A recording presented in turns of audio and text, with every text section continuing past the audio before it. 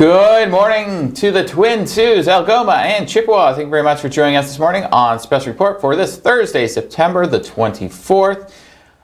I'm here with Daniel LaPrade and I'm Chris Holcomb. Good morning, Daniel. Good morning, Chris. Yeah. It's a nice warm morning once again. Yes, I did not have the warning of possible ice when I started my car this morning, so that's a nice feature for the next couple days. We're still anyways. in for a couple of good days of warmth before things take a turn for the worst. Well, yeah. I mean, normal, I guess we should say. Yeah, for, next week as October rolls in. Yeah, back around to the usual, wonderful weather. So absolutely. Yeah. So speaking of normal, Doug Ford back again today. Just came in. He's going to be joined by with Christine Elliott, Deputy Premier Minister of Health, as well as Dr. Marilee Fullerton, who's the Minister of Long-Term Care, and Dr. Barbara Yaffe, who's the Associate Chief Medical Officer of Health. We will be carrying that at 12 p.m. today, not 1 o'clock. They're doing it at 12, so we will see you at 12 o'clock for Doug Ford's press conference today. So make sure you adjust your schedule today so you'll be able to join us at 12 o'clock instead of 1 o'clock for Doug Ford's press conference, and this will be coming from Queen's Park. Yesterday, obviously, a big day as well with the throne speech federally. I'll have a little bit more on that a little bit later in the program.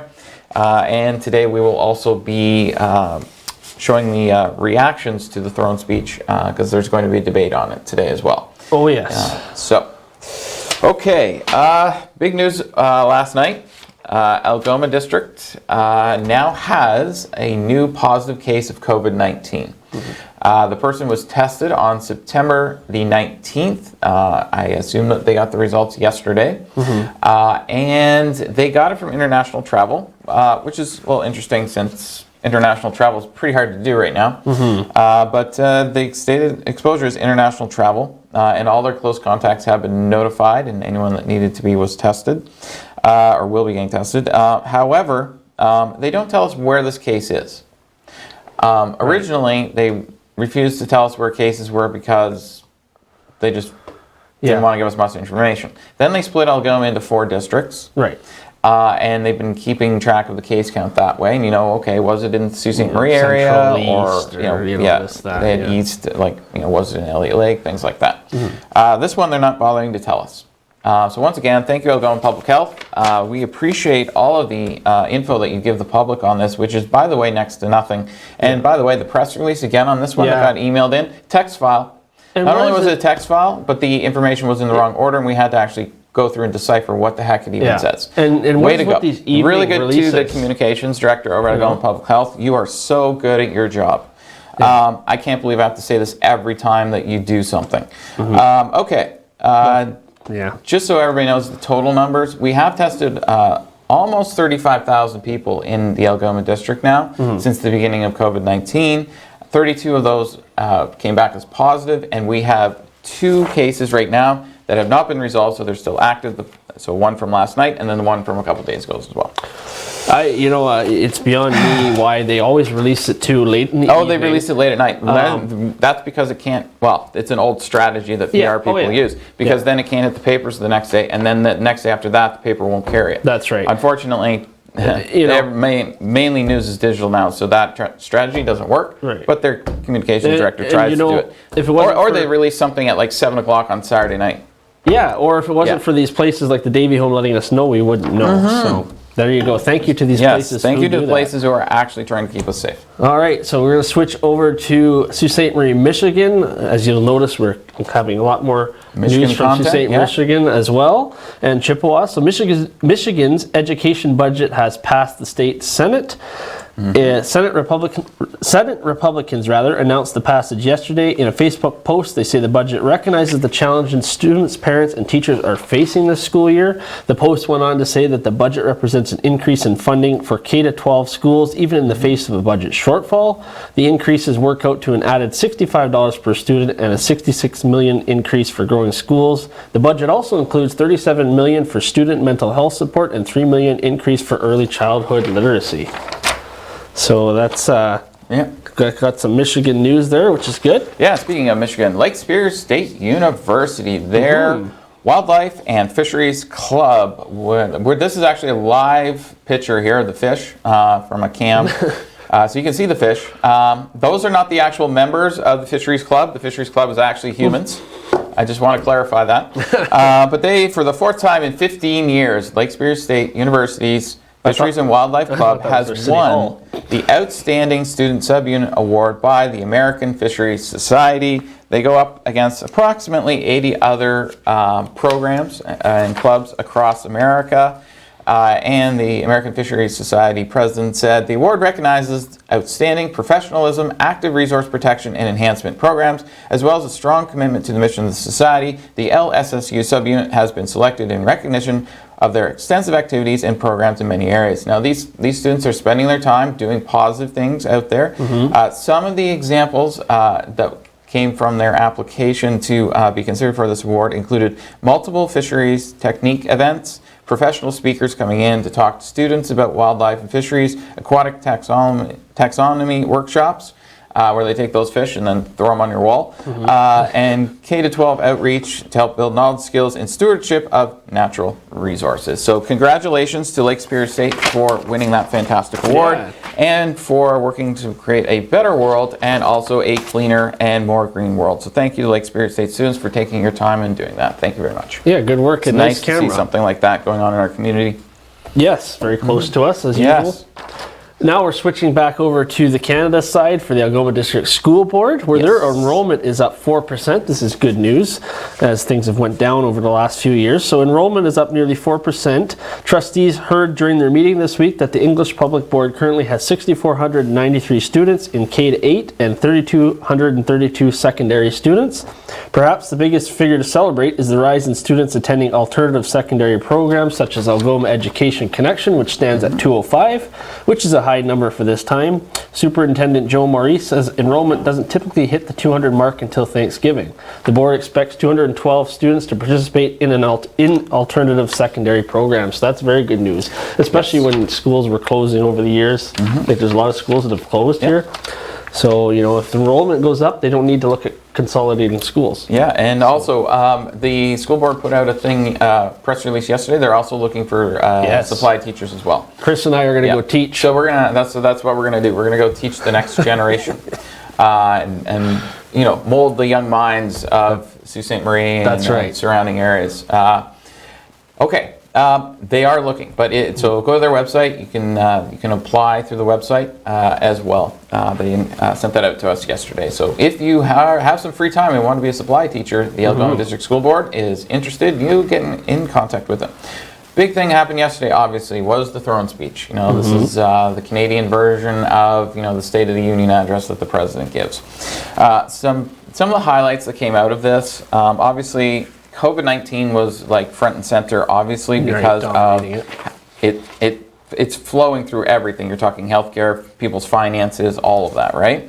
So the Liberals are putting in better testing capacity because there has been lineups. You've probably seen them on the news.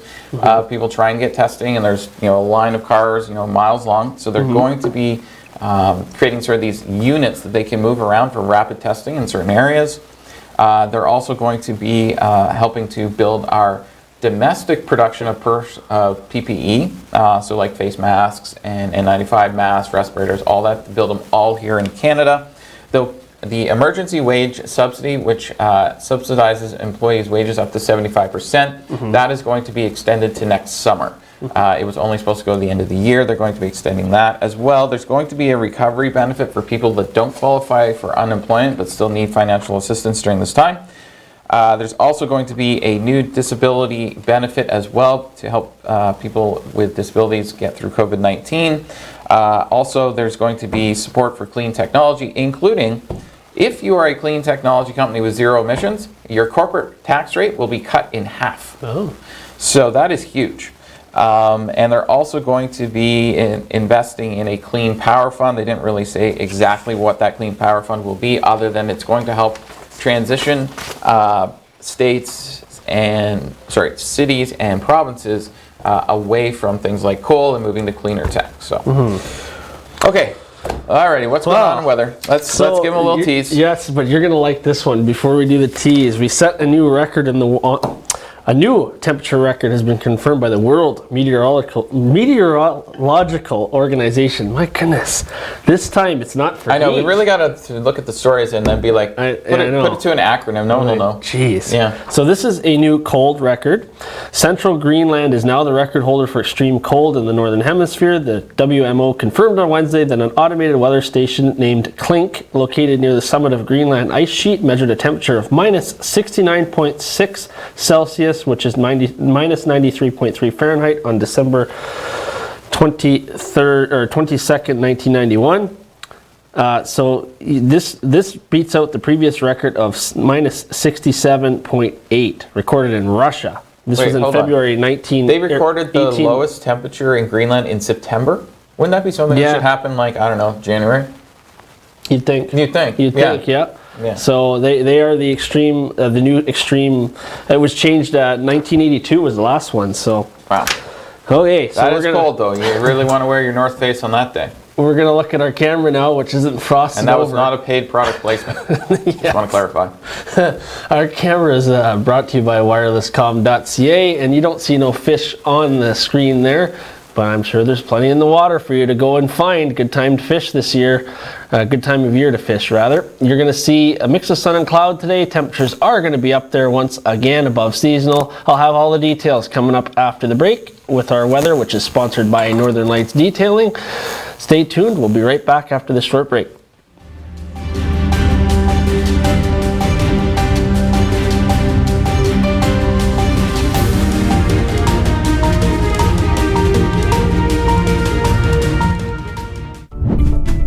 Did you know that 1 in 3 people are affected by fire in their lifetime? Or that 1 in 3 fire deaths happen in homes with no working smoke alarms?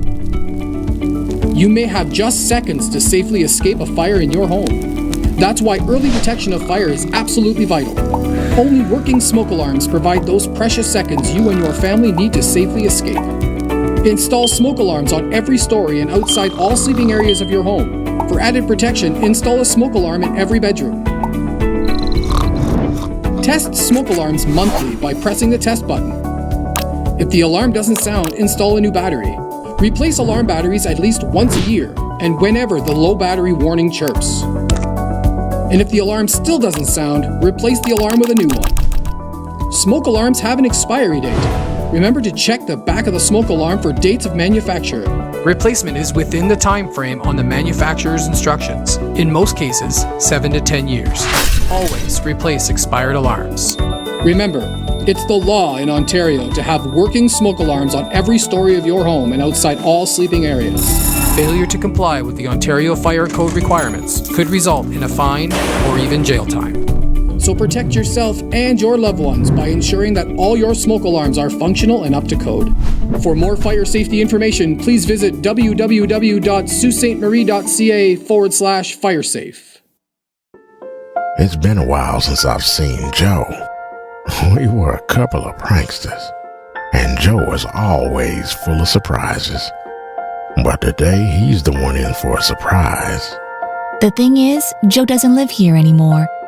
For people living with dementia, getting lost can happen unexpectedly. Are you ready to help? Help people living with dementia live safely in our communities. Contact your local Alzheimer's Society and visit findingyourwayontario.ca.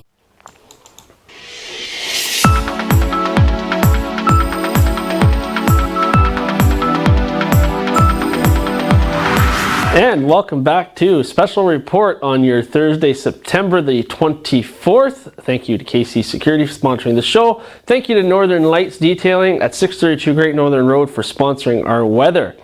Okay, quick mention today because it is a nice day. It's going to be a nice day. Get down to the Pop-Up Art Hive and Mural Project, which is at noon to 4 p.m. Jamestown Square. This is a place where you could explore making art, help create public artwork, and celebrate the community. This is a free event. Of course, COVID-19 protocols are in place and masks will be provided. And also, quick mention, Sioux Theatre Workshop is hosting a 2-night book event with George Houston later this week. That will be on between 7:30 and 9:30 p.m. September 25th and 26th. Tickets are $10 each and can be purchased by reaching out to Leah by email at diamond@shaw.ca. We wanted to get that in there. We run out of time on the last segment. Okay, so we are going to take a look at the radar right now. And as you can see, right here we have the low pressure system meeting with the high pressure system, which is causing a little bit of activity, but it is staying mostly south of us. However, we may see a little bit of a shower come through here as it passes through. The radar isn't moving at the moment, but you would see that it would be moving towards the east at this point. Okay, and here we go. We can see the satellite here. As you'll see on your screen, that can't see me, but you'll see the jet stream there. And right above us is, or right below us rather, is where the warm air is building. And on the west coast there, the jet stream, we are going to see things change coming into next week. It's going to push the cooler air down, and then we are going to see a change in the temperatures probably by mid next week. And we will probably see some showers. That's what you're seeing on the west there between Alberta and British Columbia is making its way here for the weekend for some showers. And this is a new thing that we're including in the weather now. So thank you to Craig for getting that done up for us with the jet stream. Okay, your expected highs for today: 15 in Thunder Bay, 18 in Wawa, 19 here in Sault Ste. Marie. Oh, I almost forgot about Timmins. 14 degrees up there, 19 in Elliott Lake, and 17 in Sudbury. Expected lows: 10 in Thunder Bay as well as in Wawa, 6 degrees in Timmins, a little bit cooler up there for you guys. 14 here in Sault Ste. Marie. We're going to be warm overnight. 11 in Elliott Lake and 10 degrees in Sudbury. Currently, we are sitting at 15 out there, and as you saw on our camera, we are going to see a mix of sun and cloud. 19 degrees is our high, and we are going to see a 40% chance of showers and a risk of a thunderstorm early this morning. However, winds will become east 20 kilometers in the morning, and then we will see mainly cloudy with a 40% chance of showers overnight. It's going to feel like 20 today. Friday, we're going to look at a high of 22 and a low of 15 with a mix of sun and cloud. Things will change overnight. Saturday, we will see a 60% chance of showers throughout the day and 40 overnight. 20 is your high and 14 is your low. And then on Sunday, we're looking at a high of 18. However, we do have a 40% chance of showers as well on Sunday and a low of 12. You're going to see on the 7-day there is some more rain as well coming up, and temperatures are going to make a slow dip back down to normal and maybe a little bit below normal as well. So that's coming up later on in the show, as well as the Weather Watcher. Chris and I are going to be back after the commercial break with a lot more local news. So make sure you stay tuned, and we will be right back.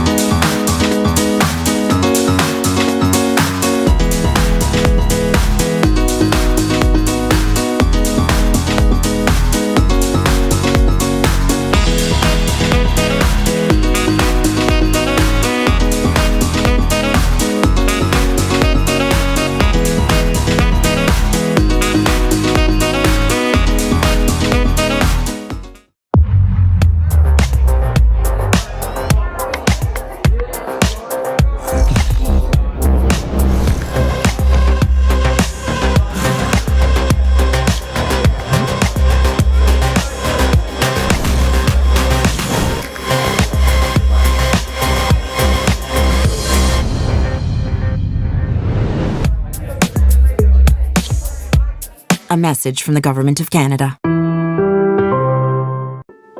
It's been a while since I've seen Joe. We were a couple of pranksters, and Joe was always full of surprises. But today, he's the one in for a surprise. The thing is, Joe doesn't live here anymore. For people living with dementia, getting lost can happen unexpectedly. Are you ready to help? Help people living with dementia live safely in our communities. Contact your local Alzheimer's Society and visit findingyourwayontario.ca. Canada United is a movement to show local businesses some love.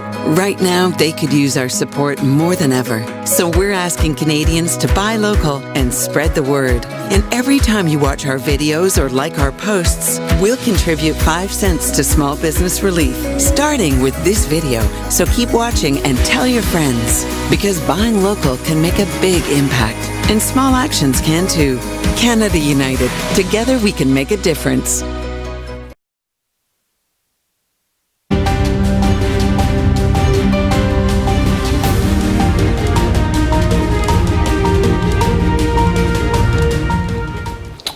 And welcome back to Special Report for Thursday, September the 24th. Thank you very much for joining us this morning. Thank you, KC Securities, for your sponsorship. We have a whack load of shout-outs on Facebook today. Yes, so, okay, first off, good morning to Juliana, Karen, Boogie. Okay, those people liked us on top of everybody else. Okay, also, good morning to Susan, Jane, Carolyn, Tammy Lynn, Venoa, and Joe. And also, Erica has asked us to wish happy birthday to her son Jake, who is turning 9 today. So happy birthday, Jake. Happy birthday. And I hope you have a fantastic birthday. Eat lots of cake and get lots of presents and have a nice day. Absolutely. Yeah, hopefully they'll sing happy birthday to you at school today or something. Yes. So, but happy birthday to Jake. Okay, what do we got going on this weekend? So we've got Women in Crisis. Yes. We are the. Yes, we do. We are Superior Media is the title sponsor for the media, and the event is at 11 a.m. on Saturday, which is it's going to be virtual. It's virtual, of course, this year. Yeah, so you can watch it here on TV, or you can watch it on the Women in Crisis Facebook page as well. And yes, we are the media sponsor for that. I don't know if before COVID-19 even happened, like this was supposed to happen a long time ago, this event. We did the thing where we were all wearing these red high heel shoes. Yes, yeah. If you want to go back and find that in the photo archive on Facebook. I must say I have no idea how women wear anything with heels at all. I definitely How do you walk in those? I couldn't even walk in it, so I just put the shoes on in place where I had to be, and then just that was it. And that was it. Yeah. So, anyways, we're the media sponsor for that, so obviously we'll be covering that. So you can come back here to On TV at 11 a.m. on Saturday morning, or you can go to the Women in Crisis Facebook page, and they will be doing a Facebook Live video as well. So you can watch the feed from either source. Yeah, absolutely. Okay, Sioux Online, your source for Sioux Sports. We got some sports to get to now. First off, we're going to have basketball, NCAA basketball. It's just starting a bit late this year, so it's going to start 2 weeks later than normal, so it's going to start just before American Thanksgiving this year. Okay. The season will be shortened slightly in the amount of games that they're going to be playing, and there's no preseason games. So the first game will be played November the 25th, which is right before American Thanksgiving. Also, the new season is going to... you're still going to get March Madness at the same time as normal. It's just... That's a big deal. Yeah, and some teams... may or may not be playing. There's some schools that are not doing sports at all, but they are going to come out with a minimum of the amount of games you're going to have to play to be considered for March Madness, and also if you have an outbreak on your team, for example, and you have to take a break, and for some reason you miss a certain amount of games, but it's because of COVID-19 and those games were already scheduled and you were planning to schedule, you won't be penalized. Okay. So in other words, what they're saying is, if you can't field the basketball team, we don't want you to be fielding a team that's sick and travel around. Because they're also not doing it like a bubble thing like the NBA is, right? That's right. They're traveling around, so they don't want that to happen. So there is certain things they're putting in place to not penalize you if for some reason there's a COVID-19 outbreak on your team and you can't play for 2 weeks. Well, at least they've got a plan in place. At least they have a plan, yes. So you're still going to have your college basketball, but you're just going to see less games, and some teams aren't even playing at all, so we'll see what happens there.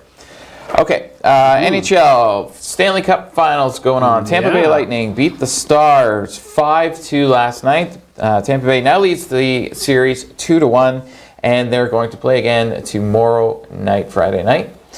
Okay, Major League Baseball. Turn around for the Jays this time. I get a kick out of this because it's a constant. It's either one team one or the other. Just killing the other team. So this time, the Blue Jays 14-1 over the Yankees. And the day before, they lost 11-1. So, I mean, the pitchers' ERAs are taking a real beating in the series, but man, are they racking up the RBIs and runs. And if you're the Detroit Tigers, you lost once again to the Minnesota Twins, 7-6 over the Tigers. And unfortunately for the Tigers, again. Yeah. And if you're into NFL football, tonight is Thursday night football. The 0-2 Miami Dolphins, way to go Miami, will be taking on the 1-1 Jacksonville Jaguars, and that is in Thursday night football tonight. So that's your sports for today, and we will be back in just 2 minutes with a 7-day forecast. Hold tight for that, and thank you to KC Security very much for your sponsorship, and Northern Lights Detailing for sponsoring our weather, and also to WirelessCom for sponsoring our cam.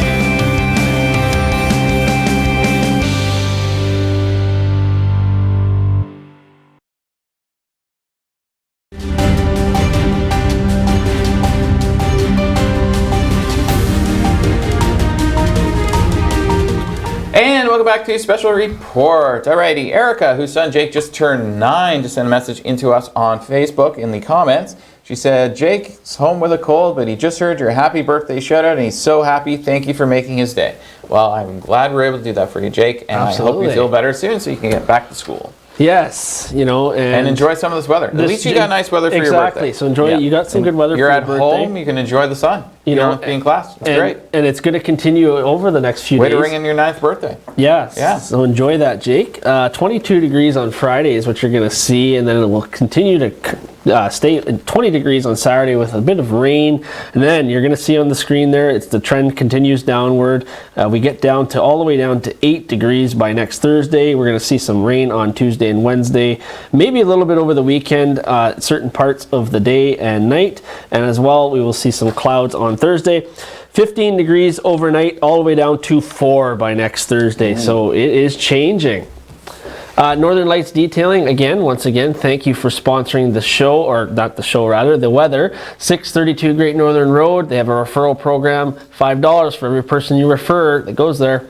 Weather Watcher photo now. This is by our very own Dan Gray, one of our reporters here, and Dan's enjoying himself, being new to the city here, so took some nice photos, and this is just a photo. This is actually right down near City Hall there, and it's focused in on the flowers, so beautiful shot. Thank you for that, Dan. And it's ontvweather@gmail.com to send your photos and videos.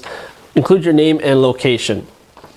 Okay, we got some news for the fall pandemic preparedness once again.